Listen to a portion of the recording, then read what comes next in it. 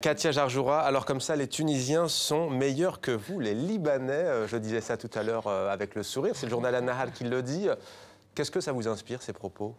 C'est vrai que le Liban, aujourd'hui, on peut dire, est un peu en régression. Ce que ça m'inspire, c'est de la comparaison entre les deux pays aujourd'hui.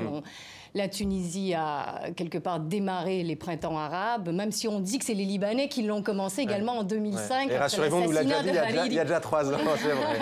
Mais d'autres pays de la Méditerranée nous disent que c'est le cas aussi. Mais depuis, c'est vrai qu'avec le conflit syrien et la montée de l'islam intégriste dans la région, le Liban a subi des répercussions catastrophiques à ses frontières et replonge aujourd'hui dans un état d'instabilité assez permanent qui nous rappelle même les pires heures de la guerre civile, même si les Libanais, entre eux, tentent de contenir le jeu sur le terrain pour ne pas que ça dégénère encore plus. Mais c'est vrai que le Liban est dans une très mauvaise position aujourd'hui, avec l'afflux des réfugiés syriens également, 1,5 million sur une population d'à peine 4 millions.